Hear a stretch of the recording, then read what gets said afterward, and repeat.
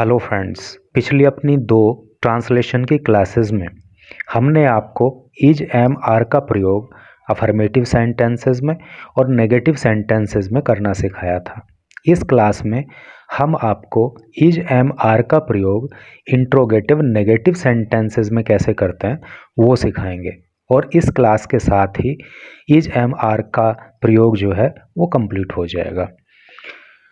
तो interrogative negative sentences, जैसा कि आपको पता है कि इंट्रोगेटिव सेंटेंस प्रश्नवाचक वाक्यों को कहते हैं, लेकिन जब इंट्रोगेटिव नेगेटिव सेंटेंसेस का मामला हो तो ऐसे वाक्य जहाँ पे प्रश्न भी पूछा जाता है और जहाँ पे नहीं शब्द भी आ जाता है, तो उस तरह के वाक्यों को इंट्रोगेटिव नेगेटिव सेंटेंस कहते हैं।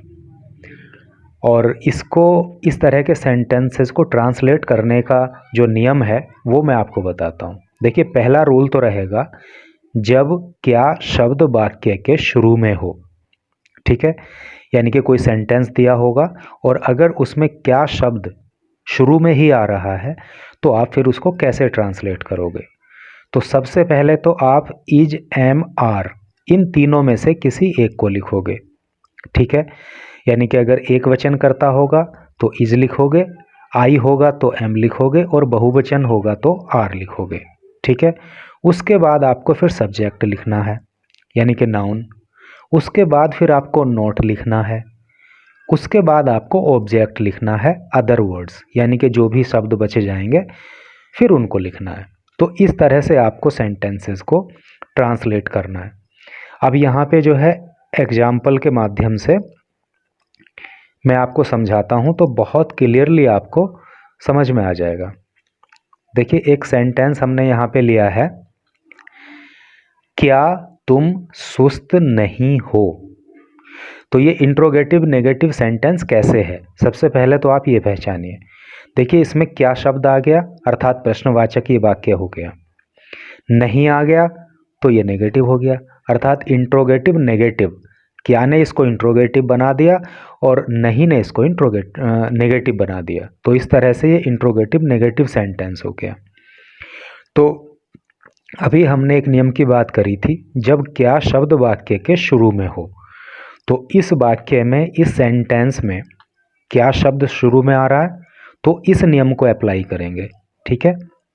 अर्थात सबसे पहले इज एम आर में से कोई एक लिखेंगे सब्जेक्ट के अनुसार। तो सब्जेक्ट क्या है इसमें, तुम, तो तुम तो प्लूरल है, बहुवचन है, तो बहुवचन के साथ जो है आर का प्रयोग करते हैं, ठीक है, तो आर लिख दिया।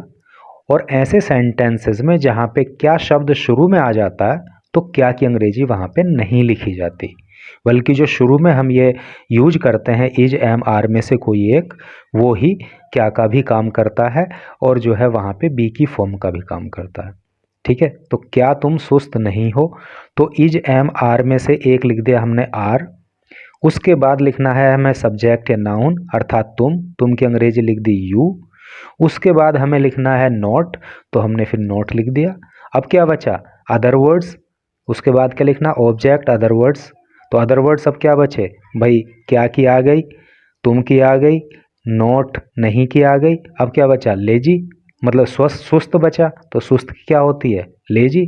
तो क्या ट्रांसलेशन इसका हो गया, आर यू नॉट लेजी, क्या तुम सुस्त नहीं हो। दूसरा सेंटेंस देख लो आप, क्या रमेश बीमार नहीं है, ठीक है। तो क्या ने तो इसको जो है इंट्रोगेटिव बना दिया और नहीं ने इसको नेगेटिव बना दिया, तो ये इंट्रोगेटिव नेगेटिव सेंटेंस हो गया। तो सबसे पहले जब क्या वर्ड शुरू में आ जाता है तो इस नियम को लगाते हैं, इज एम आर में से कोई एक लिखते हैं, तो अब इसमें जो है इज लिखा जाएगा। अब इज क्यों लिखा जाएगा, क्योंकि सब्जेक्ट है रमेश, तो रमेश तो एक वचन है, सिंगुलर नंबर सब्जेक्ट है, और जब सब्जेक्ट सिंगुलर नंबर होता है तो इज का प्रयोग होता है। हमने पहली दो क्लासेस में भी आपको ये डिटेल में बताया था, ठीक है। तो इज, फिर लिख देंगे रमेश, बिल्कुल इसका अकॉर्डिंग चलना है। इज एम आर में से हमने लिख दिया इज, उसके बाद सब्जेक्ट लिख दिया रमेश, उसके बाद लिख दिया नॉट, और उसके बाद क्या बचा बीमार अर्थात इल, इज रमेश नॉट इल। और अगर लिख रहे हो तो बाद में साइन ऑफ इंट्रोगेशन लगाना जरूरी है, क्योंकि अगर साइन ऑफ इंट्रोगेशन नहीं लगाओगे और आपने पूरे सेंटेंस को सही से ट्रांसलेट कर दिया है, तभी भी वो ग्रामेटिकली गलत माना जाएगा। ठीक है, अब एक सेंटेंस और आप यहाँ पे देख लो। क्या वे लड़के खिलाड़ी नहीं हैं? ठीक है, क्या वे लड़के खिलाड़ी नहीं हैं? तो ये इंट्रोगेटिव नेगेटिव सेंटेंस है ना, क्या की वजह से ये इंट्रोगेटिव है और नहीं की वजह से नेगेटिव है। तो क्या शब्द शुरू में आ रहा है तो इस नियम को अप्लाई करेंगे, अर्थात इज एम आर में से कोई एक लिखेंगे। अब इनमें से कौन सा लिखें सोचना ये है, सब्जेक्ट के अकॉर्डिंग लिखेंगे। तो सब्जेक्ट क्या है, बे लड़के, बे लड़के यानी कि एक से अधिक हैं, अर्थात प्लूरल सब्जेक्ट यहाँ पे है, बहुवचन करता है, तो बहुवचन के लिए क्या लिखते हैं, आर लिखते हैं, तो हमने आर लिख दिया। उसके बाद क्या लिखा जाता है, सब्जेक्ट, सब्जेक्ट लिख दिया दोज बॉयज़। अगर ये लड़के होता तो लिख देते दीज बॉयज़, बे लड़के हैं तो लिख दिया दोज बॉयज़। ठीक है, उसके बाद क्या, नॉट, नॉट आ गया, और उसके बाद क्या, ऑब्जेक्ट, अर्थात अदर वर्ड्स जो दूसरे शब्द बचे। तो अब क्या बचा, खिलाड़ी, खिलाड़ी के लिए प्लेयर्स कर दिया। देखिए प्लेयर नहीं करेंगे, इसको प्लेयर्स लिखेंगे। क्यों लिखेंगे, क्योंकि बहुवचन की बात हो रही है ना, एक से अधिक खिलाड़ियों की बात हो रही है, इसलिए इसको प्लेयर्स लिखेंगे। ठीक है, तो are those boys not players, क्या वे लड़के खिलाड़ी नहीं हैं। मैं इतना आपको एकदम सिंपल तरीके में समझा रहा हूँ, एकदम फ्रेगमेंट में टुकड़े टुकड़े करके, कि आपको जो है बहुत अच्छे से समझ में ये आ जाना चाहिए। दूसरा नियम, ठीक है, एक नियम तो ये हो गया कि जब क्या शब्द वाक्य के शुरू में हो। अब दूसरा नियम क्या कहता है कि जब प्रश्नवाचक शब्द, जिसको इंग्लिश में इंट्रोगेटिव वर्ड बोलते हैं, जब प्रश्नवाचक शब्द वाक्य के बीच में हो। भाई अभी तो प्रश्नवाचक शब्द वाक्य के शुरू में आ रहा था, जो सेंटेंस अभी हमने सीखे हैं, जैसे कि क्या शुरू में आ रहा था। लेकिन जब प्रश्नवाचक शब्द वाक्य के बीच में हो, प्रश्नवाचक शब्द क्या, क्यों, कब, कहाँ, कैसे, कौन, इस तरह के जो ये शब्द हैं, ये प्रश्नवाचक शब्द होते हैं, अर्थात इंट्रोगेटिव वर्ड होते हैं। तो जब इस तरह का केस होगा कि प्रश्नवाचक शब्द वाक्य के बीच में आएगा, तो हम इस नियम को अप्लाई करेंगे। क्या नियम अप्लाई होगा, सबसे पहले तो इंट्रोगेटिव वर्ड लिखेंगे, यानी कि अगर क्या होगा तो वोट लिखेंगे, वेयर होगा, कहाँ होगा तो वेयर लिखेंगे, क्यों होगा तो वाई लिखेंगे, कब होगा तो वैन लिखेंगे। तो सबसे पहले तो इंट्रोगेटिव वर्ड लिखेंगे। उसके बाद इज एम आर, इनमें से कोई एक लिखेंगे, और आपको पता है कि इज एम आर का प्रयोग जो है सब्जेक्ट के अकॉर्डिंग होता है। एक वचन सब्जेक्ट होगा तो इज लिखेंगे, आई सब्जेक्ट होगा तो एम लिखेंगे, बहुवचन सब्जेक्ट होगा तो आर लिखेंगे। ठीक है, ऐसे हो जाएगा। उसके बाद सब्जेक्ट लिख देंगे, उसके बाद नोट लिख देंगे, उसके बाद ऑब्जेक्ट लिख देंगे, अर्थात अदर वर्ड्स जो बाकी शब्द बचे उनको लिख देंगे। तो एग्जाम्पल के माध्यम से इसको समझते हैं तो बिल्कुल एकदम जो है क्रिस्टल क्लियर होके आपको समझ में आ जाएगा। और अगर इस तरह से समझाने से भी आपको समझ नहीं आ रहा है तो भाई बहुत कठिन है फिर तो मामला। देखिए एग्जाम्पल है, वह वहाँ क्यों नहीं है। अब ये इंट्रोगेटिव नेगेटिव कैसे है, क्यों, क्यों ने तो इसको बना दिया इंट्रोगेटिव और नहीं ने इसको बना दिया नेगेटिव। तो इस तरह से ये सेंटेंस जो है वो इंट्रोगेटिव नेगेटिव हो गया, वह वहाँ क्यों नहीं है। तो प्रश्नवाचक जो शब्द है अर्थात क्यों, ये वाक्य के बीच में आ रहा है नहीं। तो जब वाक्य के बीच में आता है इंट्रोगेटिव वर्ड तो इस नियम को अप्लाई करते हैं, अर्थात सबसे पहले इंट्रोगेटिव वर्ड की ही अंग्रेजी लिखते हैं। तो क्यों की अंग्रेजी क्या हो गई, वाई। उसके बाद इज एम आर में से कोई एक लिखते हैं सब्जेक्ट के अकॉर्डिंग। अब सब्जेक्ट इसमें क्या है, वह, तो वह तो सिंगुलर नंबर है, एक वचन करता है, अर्थात ही, तो क्या लिखेंगे, इज लिख दिया। उसके बाद क्या कह रहा है, सब्जेक्ट लिखना होता है, तो हमने यहाँ पे सब्जेक्ट लिख दिया, वह की अंग्रेजी ही। उसके बाद नोट लिखना होता है तो नोट लिख दिया, और उसके बाद अदर वर्ड्स जो बचे, क्या बचा, वहाँ की अंग्रेजी लिख दी देयर। तो why is he not there, वह वहाँ क्यों नहीं है। तो दूसरा एग्जाम्पल देखिए, तुम अमीर क्यों नहीं हो। ठीक है, तो क्यों ने तो इसको बना दिया इंट्रोगेटिव और नहीं ने इसको बना दिया नेगेटिव। तो क्या किस तरह से ये बनेगा भाई, किस तरह से ट्रांसलेट करेंगे इसको। तो सबसे पहले क्या, इंट्रोगेटिव वर्ड की अंग्रेजी लिखेंगे, अर्थात क्यों, क्यों की अंग्रेजी हो गई वाई। उसके बाद इज, एम, आर, इनमें से कोई एक लिखेंगे। सब्जेक्ट का कोडिंग लिखा जाता है।